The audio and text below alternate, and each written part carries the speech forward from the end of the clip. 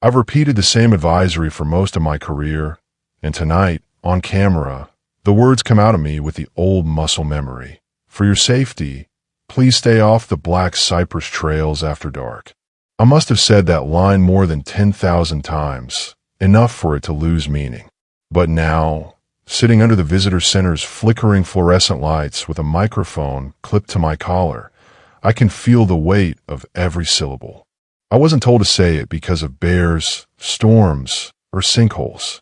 I said it because someone in the chain of command wanted the public to forget there were places inside this preserve we couldn't control. I've spent 10 years wearing this uniform, wildland fire certification, SCR leadership, backcountry survival instructor, but the credential that matters most right now is honesty. At least, that's what the documentary crew keeps reminding me. To speak plainly, they said, tell it like you couldn't tell it before. So I do. I explain how protocol and loyalty braided themselves into something tighter than a gag order. Rangers don't talk about what they can't explain. We label it, we file it, we move on. And for most of my career, I moved on. But the camera operator asked me a question that catches me off guard. When did you first realize something was wrong with the trails? I slow down, breathe, and return to the night that's been with me ever since. August 3rd, 2019, 22:14 hours. A hiker's emergency beacon pulsed on the ranger station monitor. GPS fix, active distress signal, flashing red. Nothing unusual there. Distress calls coming often, twisted ankles, heat exhaustion, bad planning, too much bravado. But one detail stuck like a thorn. The beacon's coordinates placed it on Heron Loop Trail, Sector E19. That trail had been closed for 6 days. Cleared, flagged, locked. I had personally removed the last hiker from that zone and sealed the gate. I remember checking the coordinates twice, then a third time. The system wasn't wrong. The beacon wasn't misfiring. Someone, or something, was triggering on a route that had no legal entry and no physical way, and unless someone had cut through 2 padlocks and a half-mile of tape. I radioed dispatch. My voice sounded steady, but my hands are already damp. I didn't know why. Just instinct. Training teaches you to trust that. I drove out alone. Not protocol, but I knew the trail better than anyone else on duty. The night was thick with humidity, the kind that turns your shirt into a second skin before you leave the truck.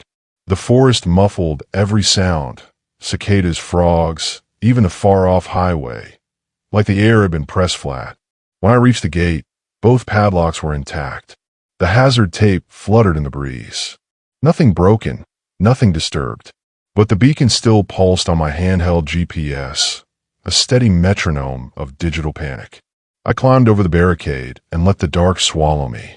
The trail felt different, though I didn't yet have a language to explain it. My boots sank deeper into the soil. The palmettos leaned inward as if listening. Every 20 steps, I checked my GPS, and every time, the distance to the beacon changed, but not in any logical direction. First it was 0.8 miles ahead, then 0.6 behind me, then 1.1 to the east, outside park boundaries entirely. I kept walking because training tells you to follow the last reliable fix even when it stops being reliable. When I reached the spot where the beacon should have been, the trail's old footbridge, there was no one there. Only the logs of the collapsed bridge and the chorus of swamp insects rising again, slowly, like a volume knob turning back up. I swept my flashlight across the boards.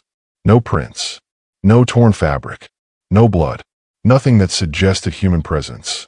Yet my GPS told me I was standing directly on top of an active distress signal. I crouched, pressed my palm to the rotting wood, and felt vibrations that didn't belong to any device I recognized, small, rhythmic pulses like a heartbeat. When I lifted my hand, the vibration lingered in my bones. That was the moment I knew I would never file an ordinary report about what I'd experienced. I could already imagine the supervisor's raised eyebrow, the quiet remark added to my personnel file. So I did what we've all done in the preserve at some point. I wrote what I could justify and omitted everything else. False alarm. No subject located. The kind of sentence that becomes a closed case by morning. Yet that night stayed with me like a splinter under the nail. I kept thinking about the sealed trailhead, the shifting GPS fix, and the absence of any hiker to match the distress. Someone, or something, wanted us out there, or wanted us to think someone was out there. The difference matters more than you'd expect. Now, on camera, I admit all of it. Not because I want attention, and not because I believe in ghosts or curses or whatever stories locals like to whisper. I'm speaking because the advisory wasn't enough. The silence wasn't enough. And the trail where that beacon triggered, Sector E19, will come up again. This documentary wants a timeline. Fine. This is where it starts. Before the interview wraps, the producer asks me for the exact reason the trail was closed that week. I hesitate. There are reasons you learn not to say out loud, even after you leave the job. But this time I answer, because Sector E19 has a pattern. I don't elaborate yet. That part belongs to the next chapter, to the code we use for events we weren't supposed to explain. The next afternoon, after the interview crew packs their equipment and promises to pick up tomorrow, I find myself standing alone in the district office records room, surrounded by metal filing cabinets that buzz under the strain of old fluorescent lights. The air smells like dust and copier toner. This is where the Preserve's history is buried. Not destroyed, not lost, simply kept inaccessible. Perfect for the things we don't want noticed. From here, it's easy to transition into what I didn't say on camera the night before. I talked about the emergency beacon on the closed trail, but that was only the beginning. The truth is, we were trained to fold those anomalies into a system that pretended they weren't anomalies at all. Every ranger knows the code system. Most visitors never hear about it. And code 7 to 19 is the one that keeps resurfacing in my memory now. Incident. No public notation. That's the official definition. Simple, clean, easy to justify. But inside the Preserve, 7 to 19 means something else entirely. Record it only enough to prove you did your job. Don't record it enough to raise questions. If a situation would confuse the public, embarrass the department, or require an explanation that didn't fit the standard playbook, 7 to 19 became the drawer we tossed it into. I lean over one of the cabinets now, pulling out a binder with cracked plastic and fading label tape. February, August 2018, the year when the pattern in the Preserve began tightening, though we didn't recognize it yet.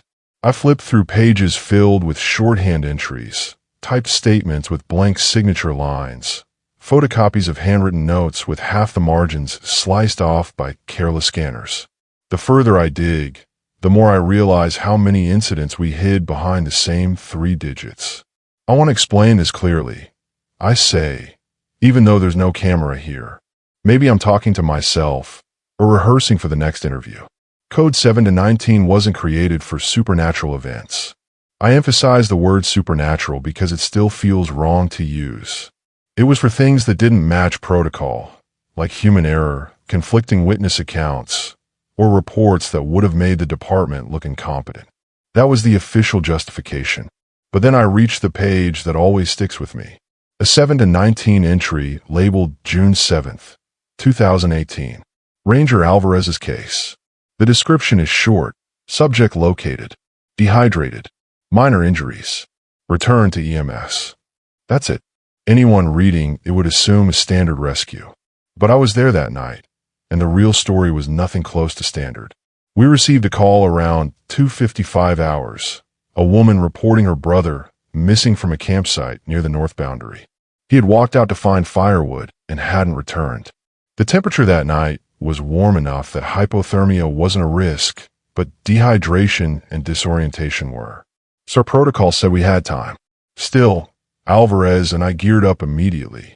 We found the subject at 3:17 hours, which should have been a relief, except he wasn't where he should have been. And he wasn't acting like someone who'd been gone for less than an hour. He staggered out of the brush, shirtless, sunburned, and mumbling like he'd spent days in the heat. His lips were cracked, his hair matted with leaves and grit, and his hands trembled violently. When I asked his name, he answered in a slow, rasped whisper. I lost 3 days. 3 days. But he'd only been missing for 6 hours, tops. When we tried confirming the timeline with him again, he curled inward like a frightened animal, and repeated the same fragment. 3 days. I tried to get back. It kept changing. That phrasing clawed at me then, and it claws at me now. We guided him toward the extraction point. Alvarez's body cam recorded the walk, though parts of the footage would later glitch, frame drops, flickers of static, timestamps jumping backward, then forward again, as if the device couldn't decide when it was. Alvarez joked at the time that humidity fried the circuits, but he stopped joking once we reached the boundary line and realized the subject's skin had begun peeling like he'd sat under direct sun for hours. Nighttime humidity doesn't do that. EMS handled him from there. The hospital diagnosed dehydration, electrolyte imbalance, and stress-induced temporal disorientation. That last one made me laugh grimly when I read it in the report, like the brain can confuse a half hour with 3 days. But we accepted it, because the alternative was admitting something else had happened in the woods. I flipped further through the binder, stopping at the training slide tucked between the pages. A printout from our internal briefing, Media Interaction Guidelines, section, Unusual Occurrences. The bolded line reads, "Avoid speculative language. Provide only confirmed, observable facts. Defer unexplained elements to environmental conditions." In other words, everything has an explanation. If you don't have one, pick one from the approved list: heat, exhaustion, alcohol, wildlife, weather, lack of experience, faulty equipment. The department's favorite explanation was fatigue-related perceptual distortion. It appeared so often in internal emails that Rangers started calling it the magic eraser. Facts were messy. Perception was easy to blame. I placed the binder down and closed it gently. The records room hums, a lonely mechanical drone that always reminded me of the swamp at night. I understand now why I couldn't tell the full story during my career. These rooms weren't built for the truth. They were built to categorize it into something palatable. And the more I return to these files, the more a pattern starts to emerge, a geographic clustering of 7 to 19 incidents, mostly around the same sector. E19, the place where the emergency beacon pinged on the closed trail. The place where Alvarez's timestamps glitched. The place where, according to logs going back decades, reality bent just enough for people to fall through it. The next logical step is to dig further back, into the archive mosaic of older incidents, before my time, before Alvarez, before anyone working today. I need to know if we stumbled into something new, or if we simply inherited a danger that's always been buried beneath the cypress roots. I reach for the next binder, this one thicker, older, stamped with a fading label from 1991. If the pattern started anywhere, it started here. And that's where Chapter 3 begins. The binder from 1991 sits heavy in my hands as I step into the archive shed, an aging aluminum structure tucked behind the maintenance yard, half swallowed by palmetto. It's late afternoon, the hour when the swamp light loses its warmth and the shadows stretch like they're trying to claim more ground. The shed door sticks before giving way, releasing a stale breath of mildew and papers that should have been digitized decades ago. This place isn't meant for public eyes, or even most staff. Only senior rangers and district supervisors have keys. I still have mine. Inside, the rows of shelves bow under the weight of disorganized history. Boxes torn at the corners. Plastic bins filled with unlabeled binders. Rolled up maps held together with disintegrating rubber bands. If the district office records room is where the department organizes the truth, this shed is where it hides it. I place the 1991 binder on a steel table and flip through the cracked pages. The paper is brown at the edges, soft like fabric. None of these entries ever made it into the annual reports. They're too strange, too inconsistent, or too damaging to the image of a family-friendly preserve. But they're all stamped with the same department insignia, so someone thought they mattered enough to keep. The first report is a drowning. That alone isn't unusual. The preserve has pockets of still, black water that disguise sudden drop-offs. But the victim was a 17-year-old boy found face down in a cypress pool with a depth of only 18 inches. 18 inches. Enough to get muddy. Not enough to drown without help or unconsciousness. The official cause of death is listed as inconclusive, though the newspaper clipping taped to the page tries to soften the uncertainty.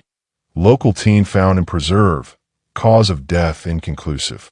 No mention of the boy's hands, which according to the ranger's notes were pruned like he'd been submerged for hours. No rain had fallen that week. The journal page next to the clipping includes a margin note, written in shaky pen, not wind, not animals. The ink is smeared, but the message is unmistakable. I flipped to another incident. 1994. A couple hiking on the North Trails reporting hearing their own voices echoing from deeper in the woods, repeating fragments of their conversations from earlier in the day. The ranger sent to investigate chalked it up to acoustics and atmospheric distortion. But the handwritten edition on the back contradicts the neat typed summary. They heard themselves arguing. They weren't arguing when I saw them. Another entry from 1999 describes GPS tracks taken during a wildlife survey. The printed sheet shows a path that doubles back on itself repeatedly, looping into geometric shapes that no human could walk with that accuracy. Perfect spirals, interlocking polygons. The ranger notes that their unit must have malfunctioned, but the modern overlay I brought with me tells a different story. When I align the old route with present-day coordinates, the shapes center around sector E19. The same sector from the emergency beacon, the same sector from the 7 to 19 anomalies. Patterns aren't supposed to recur without a cause, and yet they recur here more than anywhere else. I continue through the binder. Each page another piece of a mosaic I didn't know existed. Early 2000s. A photographer goes missing for 2 hours but swears it was just minutes. 2007. A botanist reports hearing footsteps pacing around her tent all night, though no prints appear in the mud. 2011. A ranger states he saw someone flick a lighter in the trees, but thermal imaging shows no heat signature at the time. These entries never got transferred to digital records, meaning they vanished from official knowledge. If someone wanted to bury them, this shed was the perfect cemetery. The deeper I dig, the more the air in the shed feels charged, like before a thunderstorm. My pulse keeps picking up, though I try to ignore it. There's one more box I need to check. Literally. A cardboard storage box labeled Topo Maps, PRE, 1990. I shove aside brittle field notebooks and haul the box on the table. Inside, dozens of hand-drawn maps, some barely readable. I sort through them until one catches my eye. A topographic map of the preserve done before the trail system existed. I overlay it with a modern GPS grid I brought printed on acetate. Immediately, something jumps out. E19 doesn't align with any natural land formation or historical waterway. It sits directly on top of what used to be marked as an unstable depression, a phrase that, in topographic language, usually refers to sinkholes or shifting wetlands. But the terrain has been stable for decades. No subsidence, no recorded geological activity. The modern map treats E19 like any other sector, but the old one warns of something that shouldn't be built on or walked over. So why did the anomalies cluster there? Why did incidents from 1991 all the way through my career concentrate in the same quadrant of land? The question gnaws at me as I sift through more evidence.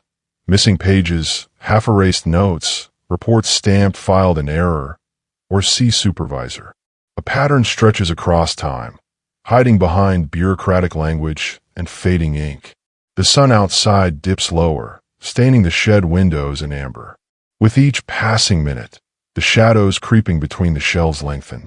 I try to keep working, but the silence grows thicker, and a strange sensation prickles the back of my neck, as if someone is standing behind me, reading over my shoulder. I force myself not to look. Instead, I gather the documents that matter most.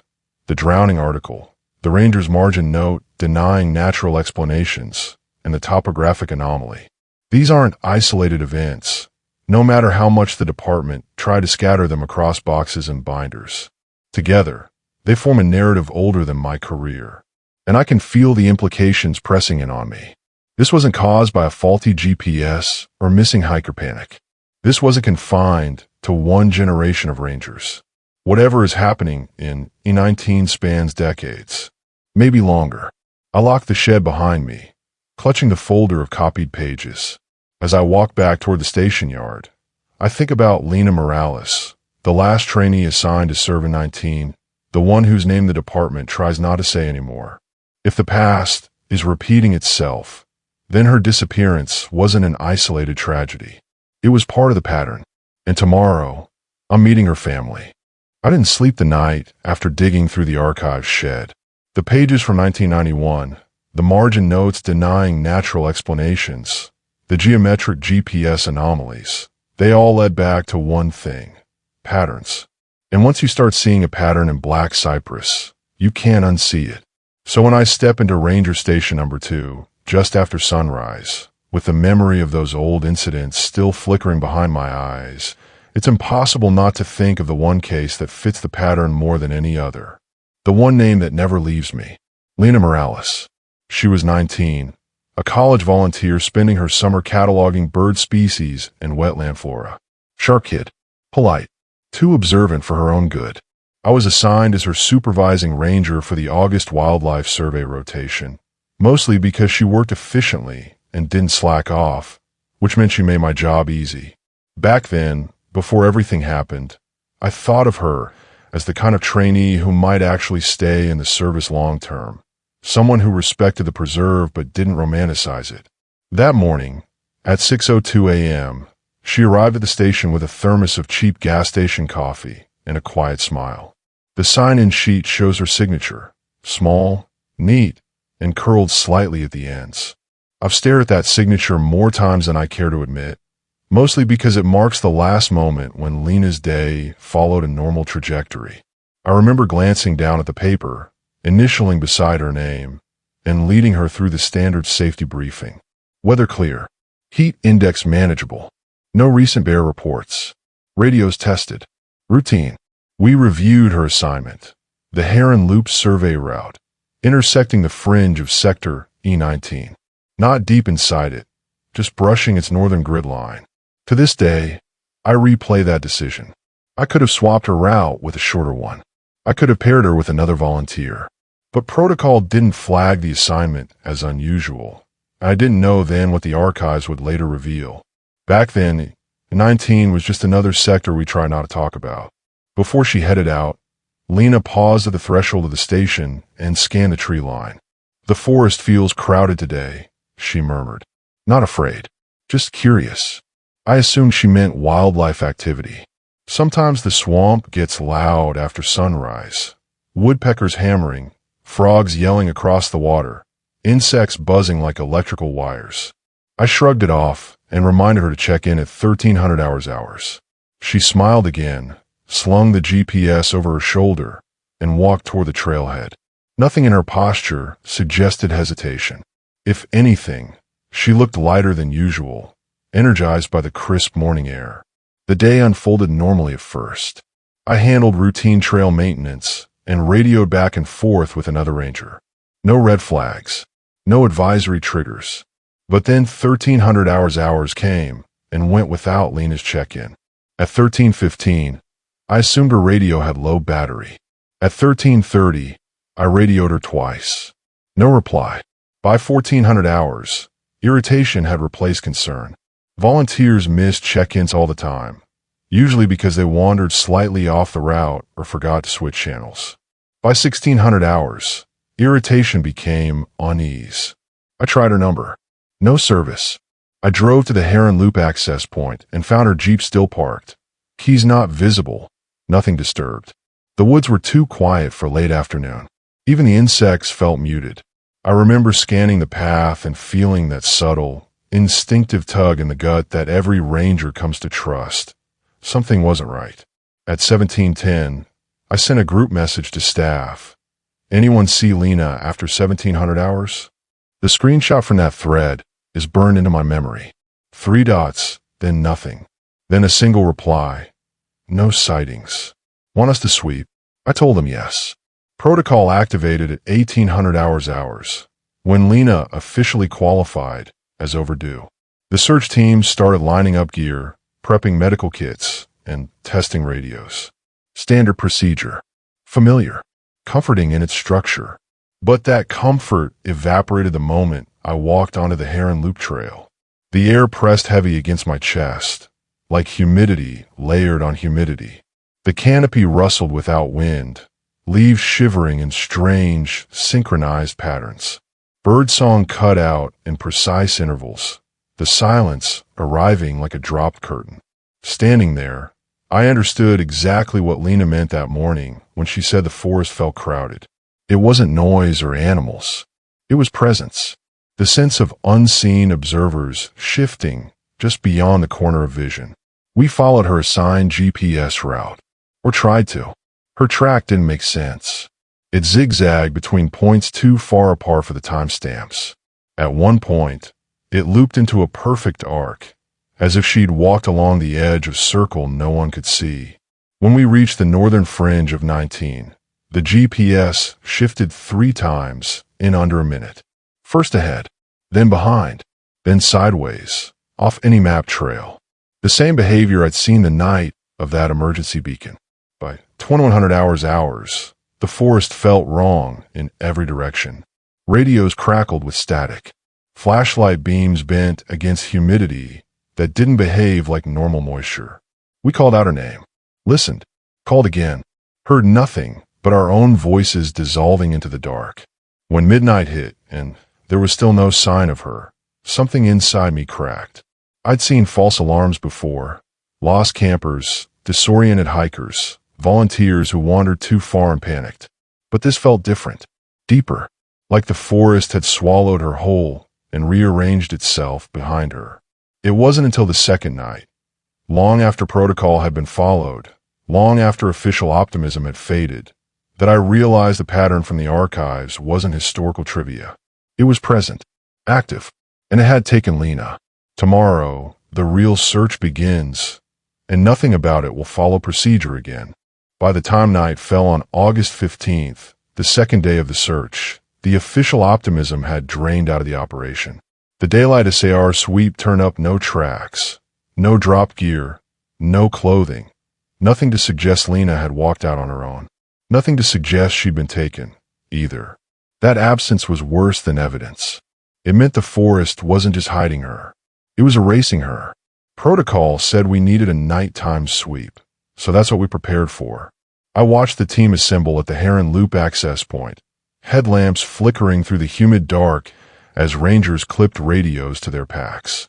Most of them had worked enough SAR calls to maintain the usual dark humor. Jenkins cracked a joke about swamp monsters.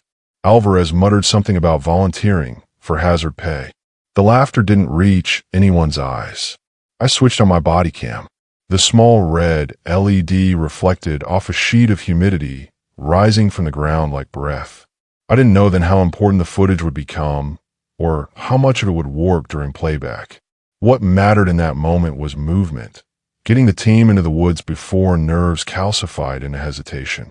We set off at 2041, flashlights cutting long white tunnels through the trees. The insects were loud at first, a constant static of wings and legs. The kind of sound that fills every crack of silence, so completely you stop noticing it. But around 2110 hours, the noise thinned. Not all at once. More like one species dropping out at a time. Crickets first, then cicadas, then frogs, each silencing in a widening circle around us. I checked my radio to see if it was interfering with anything. Nothing. Just static. The team didn't comment, but several slowed their pace. When the natural soundtrack of the swamp evaporates that suddenly, every ranger feels it. I try to keep the team focused, narrating into my body cam the way protocol demands. Time, direction, environmental conditions, locations of trail markers. My voice sounded steady enough on playback, though I remember feeling my pulse in my teeth. At 2117 hours, the audio in the recording warps, stretching my words thin like someone was dragging them through water. The footage index would later flag that moment as the first anomaly, but none of us noticed the distortion in real time.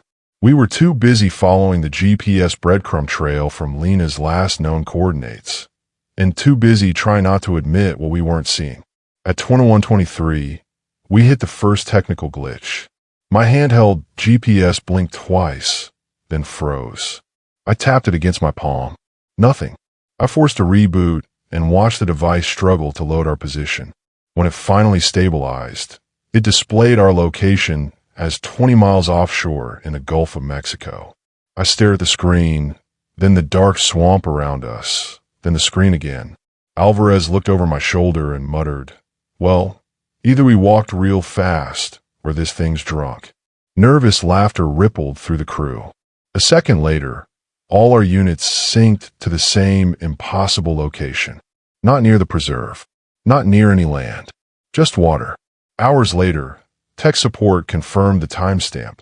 21 hours, 23 minutes, and 44 seconds. No storms. No interference. No satellite outages. No explanation. We pushed on because that's what we do. You don't turn around just because a machine glitches, even if every instinct is whispering that the glitch isn't mechanical. Around 21:40, Jenkins called out from ahead of us. Palmetto down on the trail. I moved forward. The plant lay split down its center, brown and brittle, like it had collapsed from rot. But when I checked my own field notes, I realized we'd logged that same palmetto earlier in the day, half a mile in the opposite direction. Same shape, same rot pattern, same position of fallen fronds. Either we'd entered some loop without realizing it, or the forest was rearranging itself around us. Neither possibility made sense, so I wrote it off as misremembering, a lie I told myself to keep moving. By 2200 hours, the air had grown so still the leaves seemed frozen mid-sway. Jenkins radioed in a request for a thermal scan of the nearby grove. Command approved, sending the drone overhead. I remember tilting my head back to watch its blinking light drift above the canopy. A minute later, the thermal feed buzzed through my handset.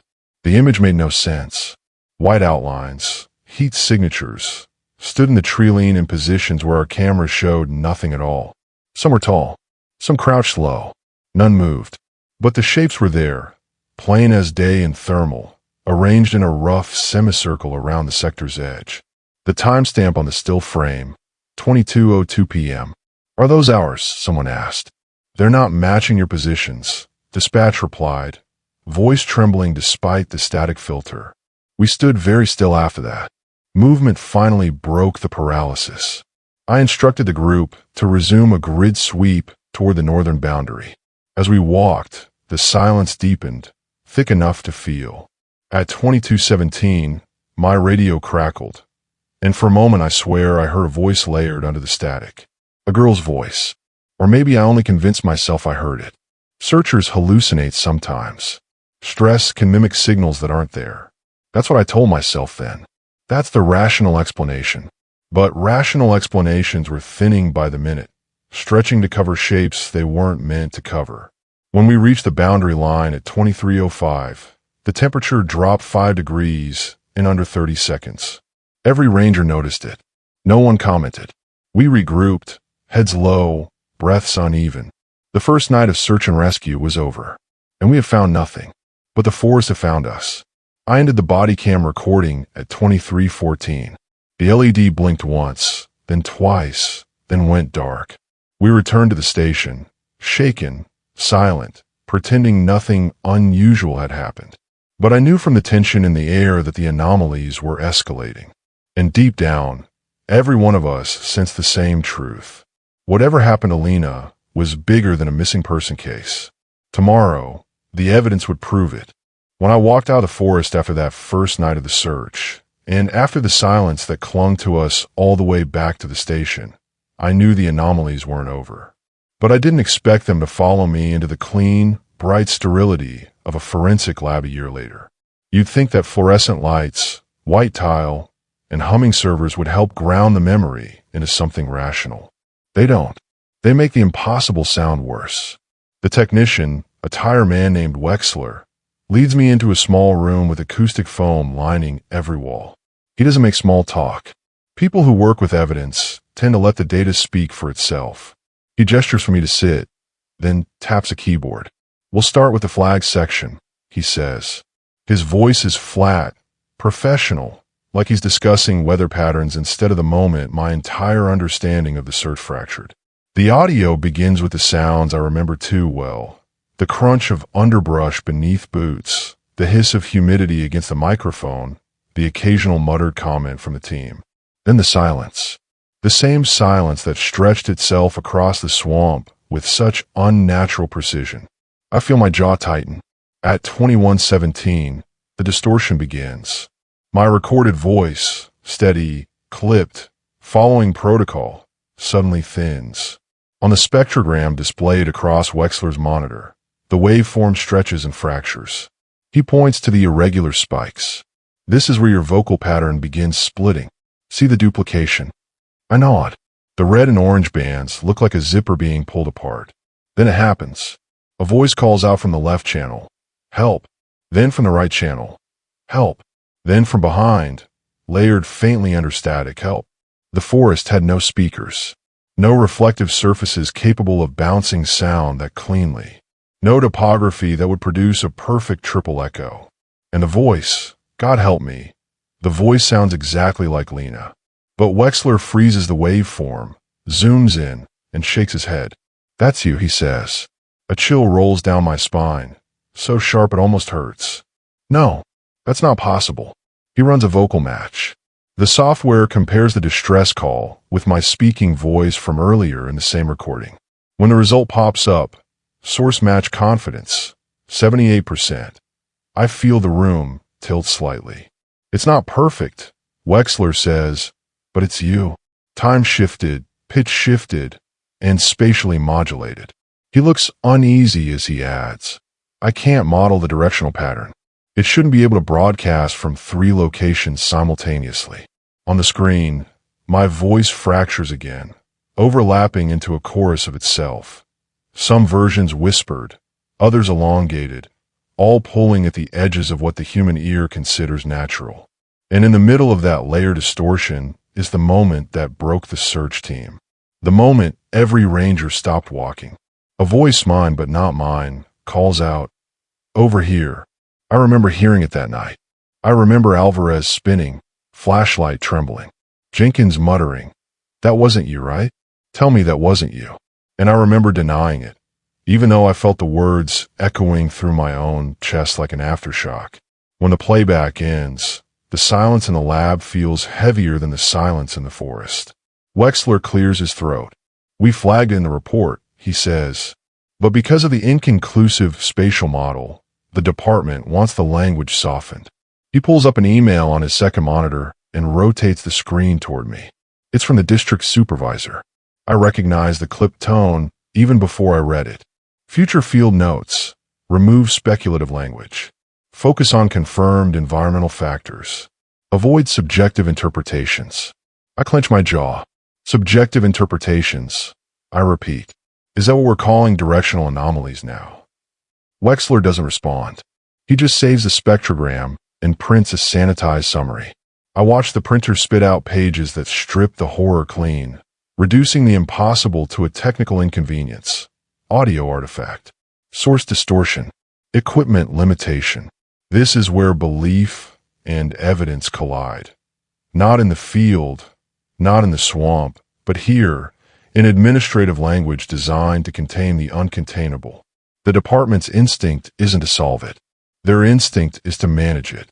I flip through the report, my stomach tightening as I reach the transcribed radio traffic the team submitted right after the anomaly. The text is simple, but every line carries the panic I remember. Channel 3 transmission, 2118. Copy. I hear her too. Wait, who just said that? I can still hear the confusion in Jenkins's voice, the tremor in Alvarez's breathing, the way we all stood frozen in a perfect circle of silence, not knowing which direction to face or whether to run. I remember gripping my flashlight so tightly my knuckles hurt. Human fear is easy to rationalize. Collective fear? That's harder to bury. Wexler hands me a copy of the full audio file on flash drive. "For your statement," he says, "they'll want you to reaffirm your interpretation." My interpretation, I say slowly, is that the forest was using our voices. He hesitates, then replies with the first human thing he said all morning. "Look, whatever happened out there, the equipment didn't malfunction. That's all I can tell you. The lab suddenly feels too small, too sterile, too far from the place where the truth happened. I pocket the drive and stand. As I leave, Wexler calls after me. You ever figure out what caused the splits?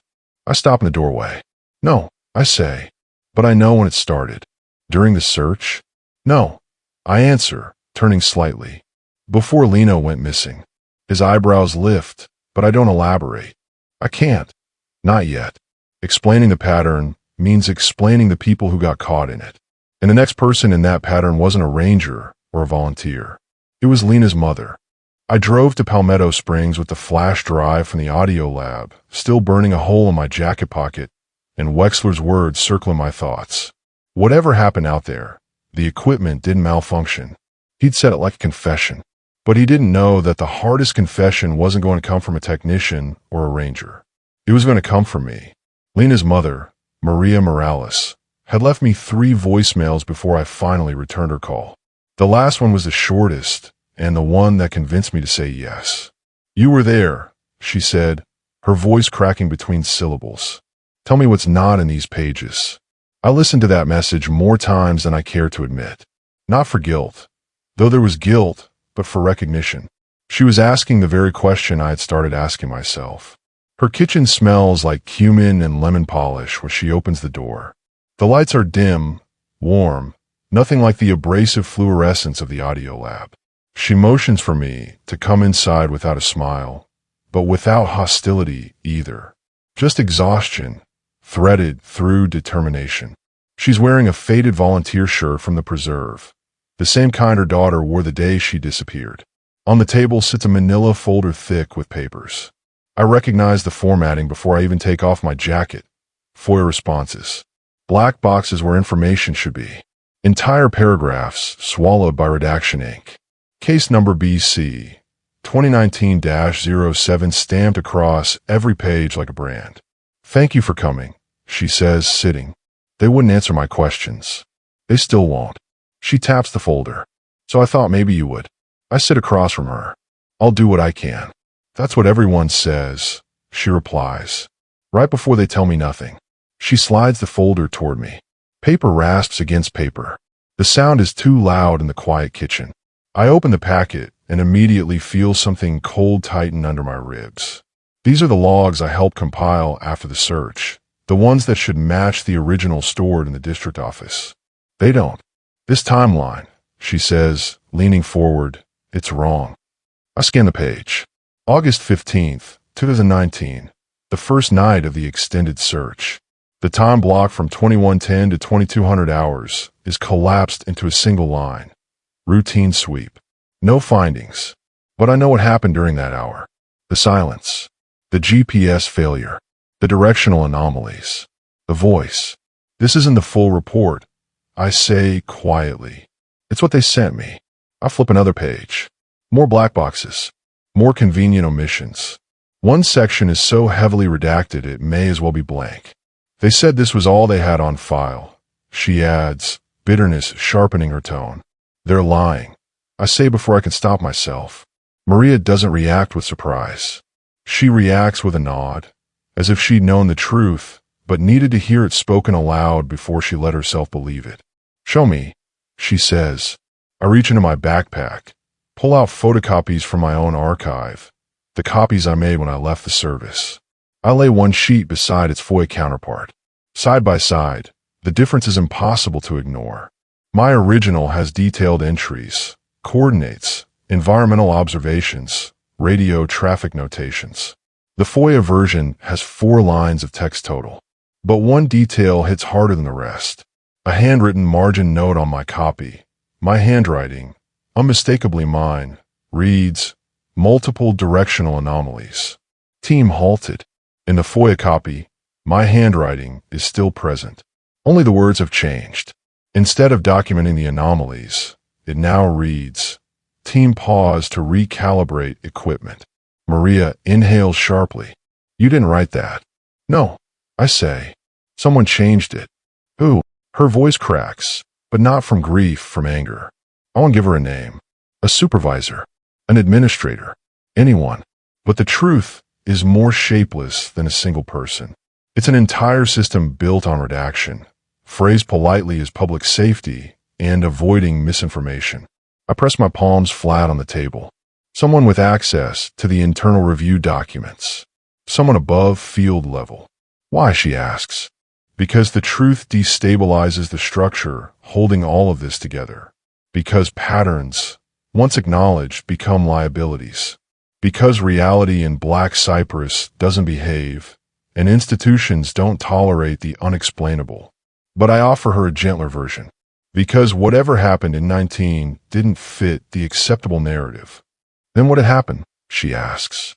I could tell her about the offshore GPS displacement, the thermal signatures, the voice that sounded like her daughter and me at the same time, the stillness in the trees that felt like an audience deciding whether to approach.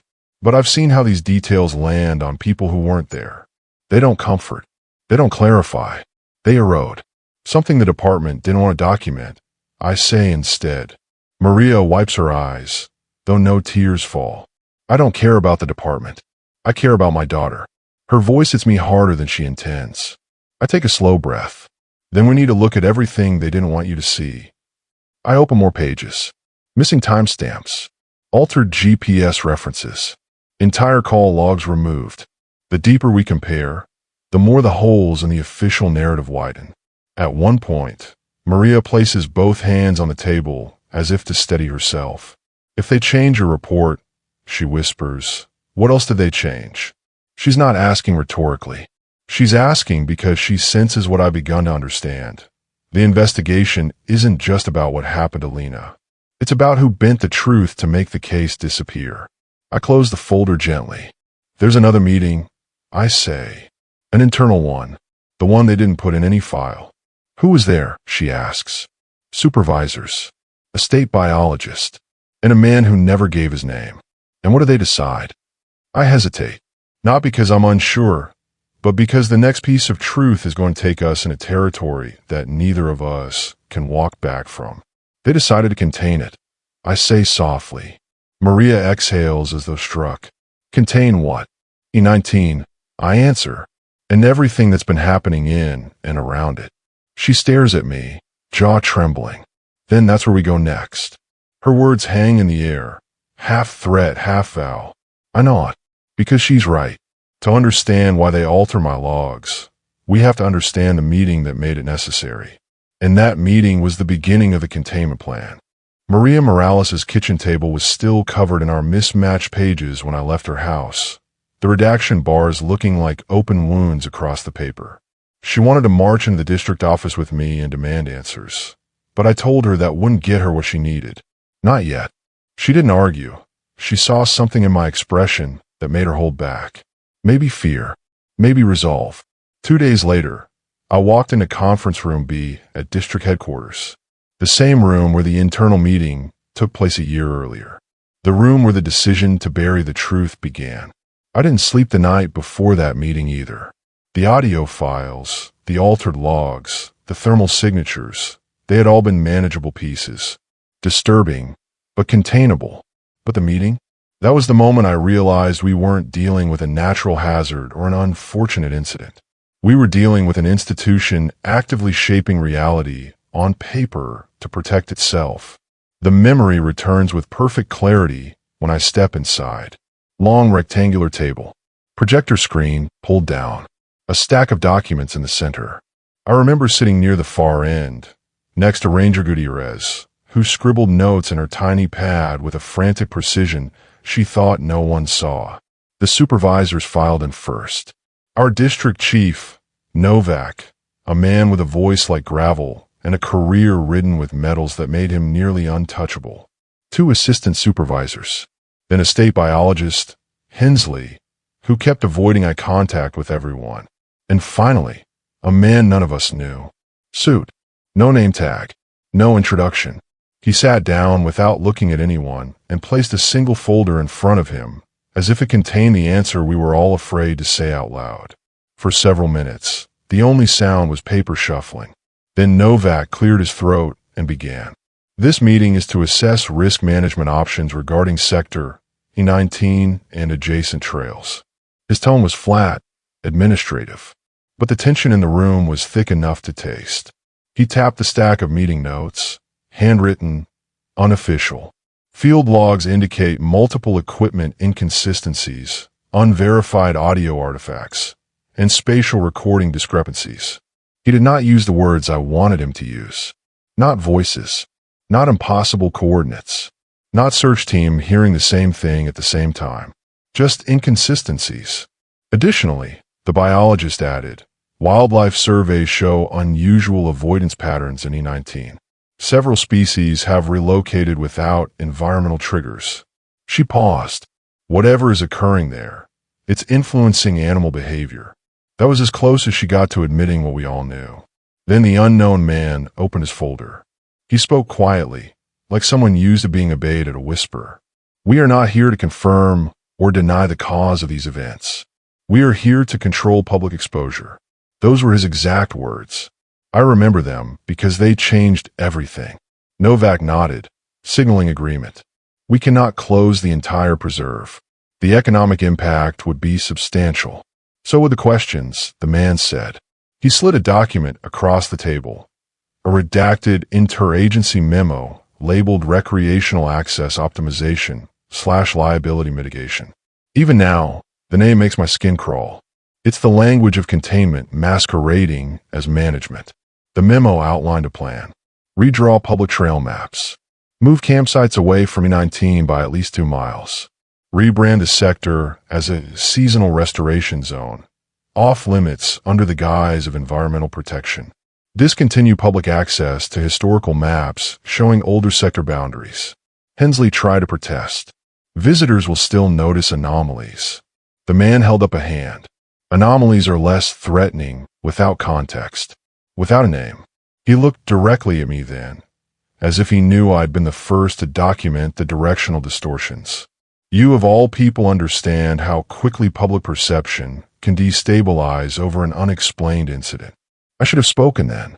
Should have stood up, slammed my field logs on the table, and demanded transparency. But the silence in that room carried weight. A collective, invisible pressure to accept the decision already made before we walked in. Novak continued. We adopt the restoration narrative. We avoid speculative language. We streamline future field notes. That was the formal phrase for censorship. Then he said something that felt like a knife between my ribs. The Morales case remains classified as presumed deceased with no evidence of foul play. No evidence.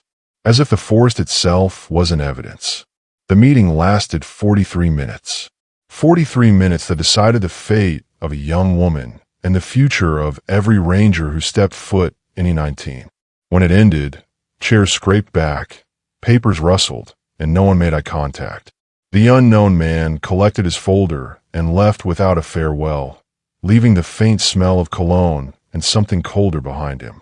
I stayed behind to gather my notes. My hand shook. I couldn't tell if it was anger or fear. Both probably. That's when Ranger Dalton, 25 years in the service, the one with sun-leathered skin and a permanent squint, closed the door quietly and stepped toward me. You look like you want to say something, he said. I want to say everything, I replied. He studied me for a long moment. Then he nodded, slow and sad. Then you're not ready to stay in this job. I frowned. What does that mean? It means if you speak the truth out loud, the park will eat you the same way it ate her. He sighed, the sound carrying the exhaustion of someone who'd lost battles long before I started fighting mine. This place, it runs on 2 rules. The first is protect the visitors. The second is protect the park. And the second rule always wins.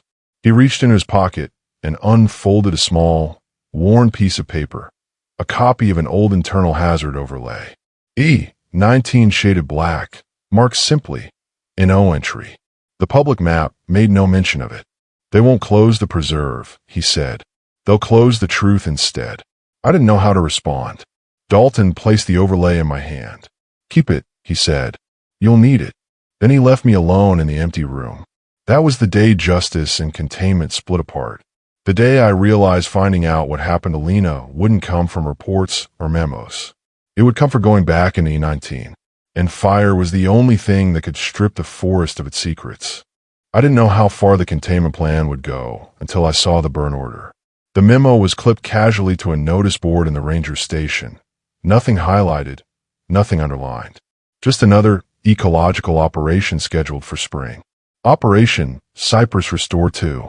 But when I looked closer, the perimeter lines on the map didn't match the usual restoration units. They traced the entire border of Sector E19, forming a ring that looked less like land management and more like a fence drawn in flame.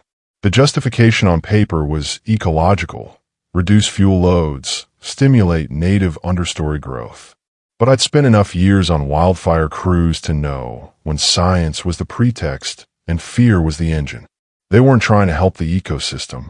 They were testing it, seeing whether heat, smoke, and wind pressure could disrupt the same distortions we encountered during the search.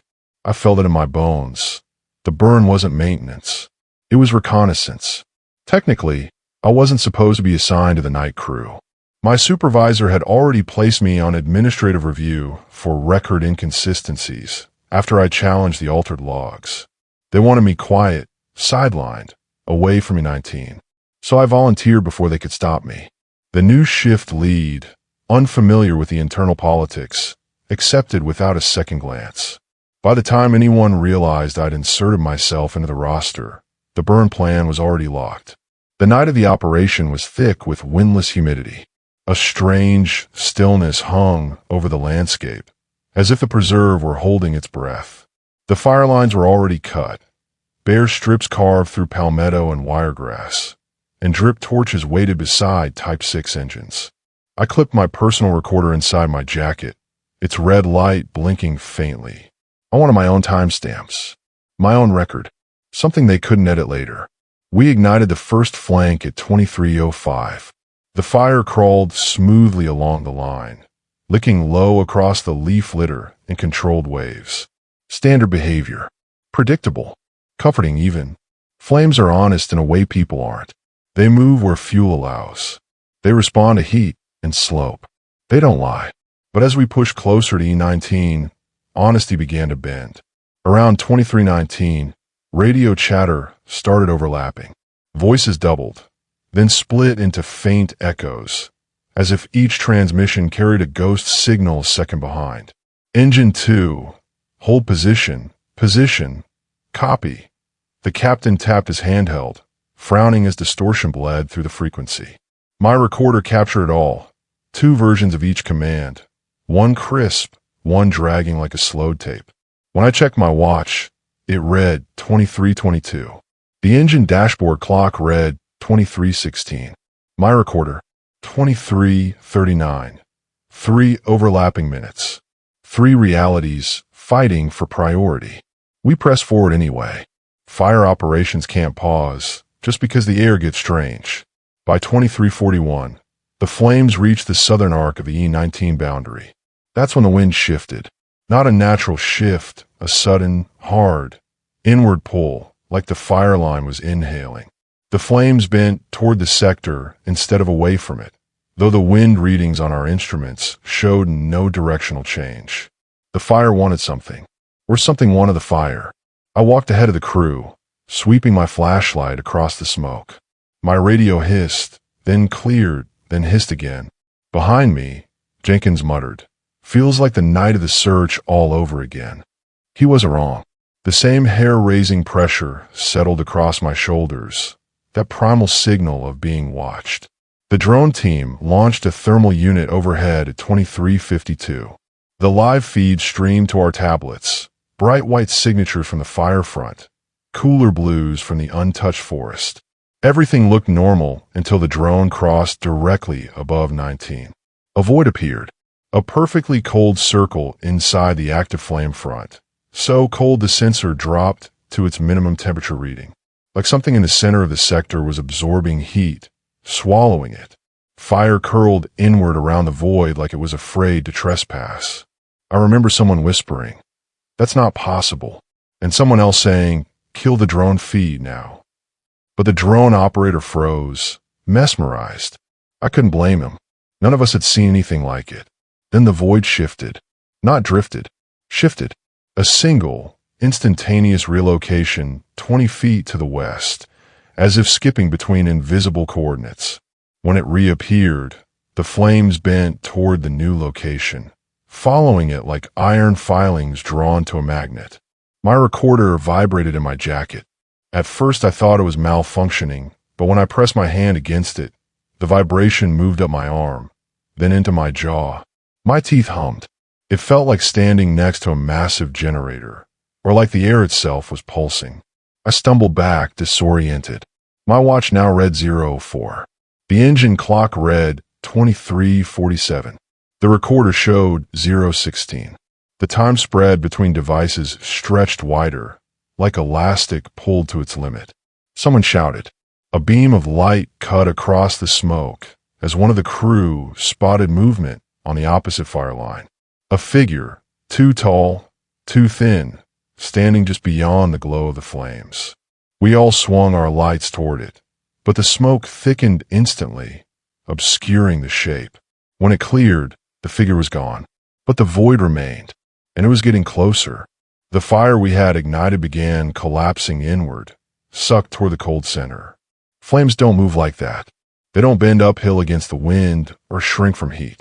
Yet the fire crawled backward across the line, as if the void were rewinding it. Fall back, the captain ordered. But as we moved, our radios erupted with layer transmissions, our own voices from minutes earlier broadcasting back at us. Hold position. Copy.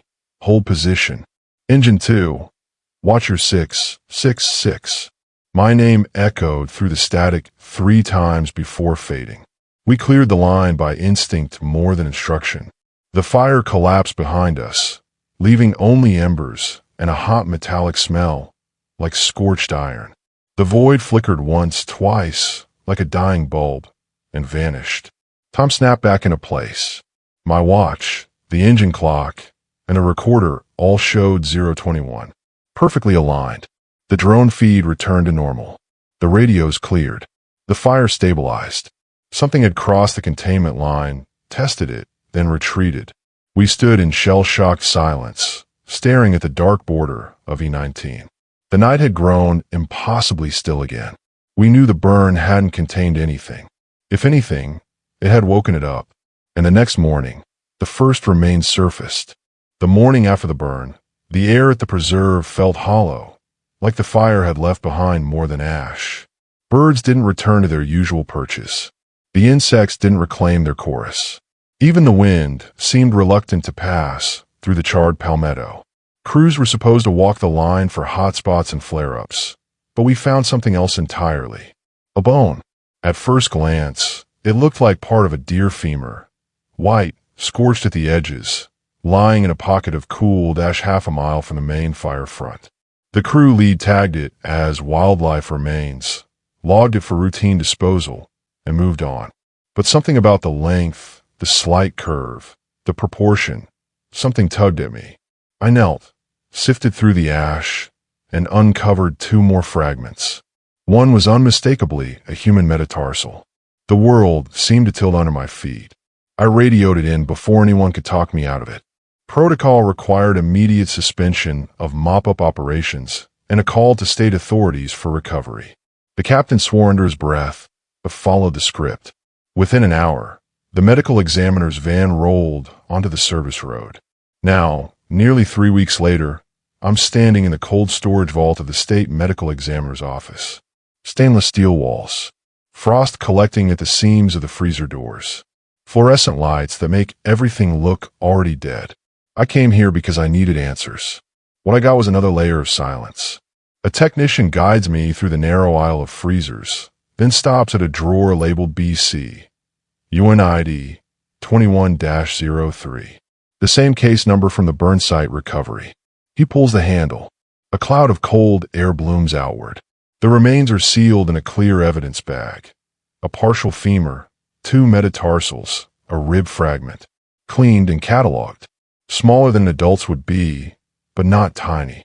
The range the me gave, juvenile to young adult, echoes in my skull. I don't speak for several seconds. The technician breaks the quiet. You used to be with the park, right? Yes, I say. I was part of the search team. He nods, expression unreadable. Then I guess you want to see this. He hands me a printed autopsy summary, the same one my supervisor forwarded with a 2-line explanation. Preliminary. Inconclusive. Internal use only. But reading it here, in the cold, feels different. It feels like standing at the lip of a truth no one wants acknowledged. The report lists standard details at first. Bone length, estimated age range, signs of heat exposure inconsistent with direct flame contact. Then the line that made me stop breathing when I first saw it. Anomalous bone density gradient observed across cross-section, inconsistent with known pathology. Growth ring patterning suggests temporally uneven calcification. Growth rings. Like a tree. Human bones don't develop in rings. Not unless something interferes with time. True time, biological time. I feel nausea climb my throat. The technician doesn't comment. He just waits. I need the full analysis, I say. He exhales, the kind of sound people make when they know the answer they have to give isn't the one you want. We can't provide it. Can't. I repeat, or won't. He reaches into his pocket and pulls out a folded printout, an email. He hands it to me without meeting my eyes. The subject line is blunt. Further analysis not recommended.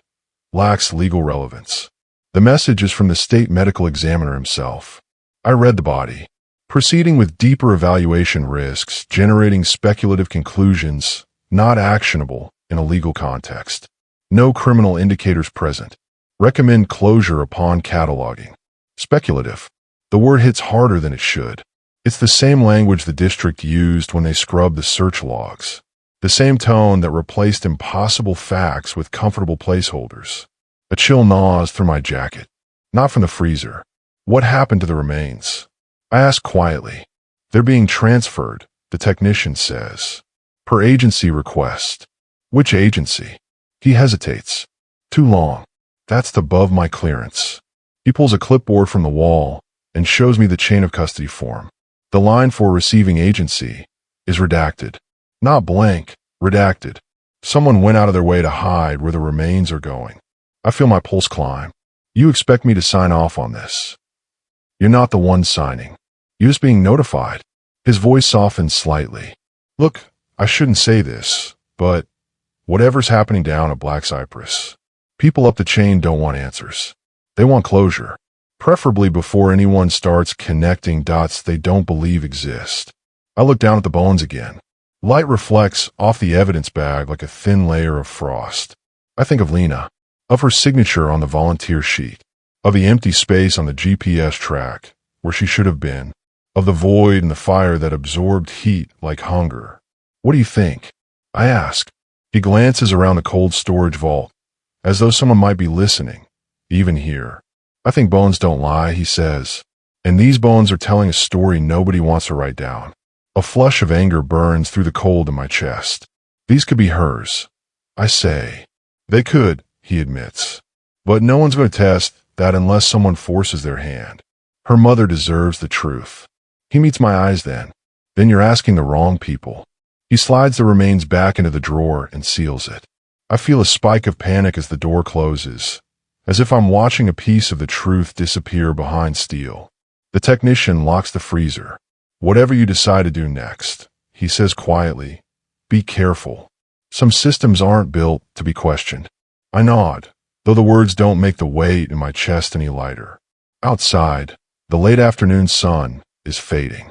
The parking lot glows orange, streetlights flickering on like they're waking from dreams. I walk toward my truck slowly, every step heavier than the last. The cold from the vault clings to me like a phantom hand. In the cab, I take out the printouts, the growth ring notes, the email dismissing deeper analysis, the redacted transfer form. They feel like pieces of a puzzle designed to destroy whoever tries to assemble it. I think of the containment meeting, of Dalton's warning, of the man with no name and the folder with no logo, of what crossed the fire line, of what the forest kept, of what it returned. I realized something terrible then. The institution isn't choosing ambiguity because it's confused. It's choosing ambiguity because the truth would break people. That's when I understand the choice in front of me. Stay silent and keep my job, or speak and become something the system tries to smother. I know which direction the truth points, and I know it won't wait forever. I shift the truck into gear. It's time to say everything, on record. The cold of the medical examiner's vault clung to me long after I left the building. I felt it in my palms as I drove, in my spine as I walked into the studio, and even now, sitting alone under a ring of soft LED lights, the chill hasn't let go. Maybe that's why I agreed to this final recording. Maybe it's why I stopped running from what I've been carrying. Or maybe I finally understood that silence is its own kind of complicity. The producer stepped out 15 minutes ago. The booth is soundproofed, dim, and intentionally plain. Say what you need to say, she told me. If this never airs, at least it exists somewhere. I think she meant it as comfort. It didn't feel like comfort. It felt like permission, dangerous, overdue permission. So I look into the camera lens and begin. If you're watching this, I say, it means somebody decided the truth wasn't too heavy to hold. My voice sounds steadier than I expect. Maybe resignation has a stabilizing effect. I lay my hands on the table between us and exhale. I worked 10 years as a ranger at Cypress State Preserve. In those 10 years, I learned 2 rules. The first is protect the public. The second is protect the park. And somewhere along the way, those rules stopped meaning the same thing. I reach into my folder and pull out the documents that started unraveling me. The altered logs, the growth ring report to me, try to bury, the chain of custody form with the receiving agency redacted. I fanned them across the table like cards in a losing hand. What happened to Lena Morales wasn't an accident. It wasn't a simple missing person case. It wasn't incompetence or poor training or miscommunication. It was a pattern, one the agency recognized decades before she ever stepped into the preserve. I hold up the topographic overlay from A19. Everything points back here. Distorted GPS tracks. Voices imitating living people. Animals avoiding a sector that used to be marked unstable before the trail grid existed. A void in the middle of a controlled burn. Remains that shouldn't exist in the state they were found. I slide the autopsy summary closer to the camera. You can dismiss sightings. You can question memory. You can blame device error. But bones don't lie, no matter how many times someone tells you to stop asking questions. I pause, letting the silence settle. The booth hums gently. Air filtration, electricity, something mechanical and harmless. Not at all like the silence of E19. That silence had intention. This one is just waiting. There's something else I haven't said yet. I continue. Something I didn't tell the search team, or the supervisors, or Maria. I reach into the folder again and pull out the old newspaper clipping from 1991, the one with the impossible drowning case in 18 inches of water. I zoom the section with the victim's name. My name. Not me, but close. A cousin on my father's side, I barely remember. I was 5 years old when he died. My family never talked about it. They called it tragedy. A freak accident. I didn't know the location until I found the clipping buried in the archives shed. Black Cypress. Same swamp. Same sector. Same pattern hiding in plain sight. That's why I couldn't walk away, I say. This didn't start with Lena. It didn't start with the anomalies we documented. It started long before any of us were keeping records. I let the clipping fall to the table, and I think the department knows that. To prove the point, I hold up the unsigned disciplinary form they sent me after I challenged the redacted logs. Resignation in lieu of termination. I never signed. Couldn't. The wording alone made me sick. They wanted me quiet, I say. They wanted plausible deniability. A clean exit. I leaned closer to the lens. And then something happened that made silence impossible.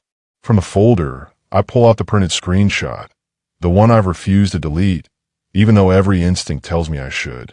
It's a social media upload tagged at Black Cypress, posted 48 hours after Lena's disappearance. The account belongs to Lena. The metadata says the phone was offline at the time and the battery had died before the search ever started. The video is only 3 seconds long, a blurry shot of the cypress canopy, then a voice whispering, "I'm not alone," before cutting out. You can call it a glitch, I say. You can call it a hack. But after everything I've seen, everything I've heard, I don't think it was either. My throat tightens, but I keep speaking. I'm not claiming to understand what's in E19. I'm not claiming it's supernatural.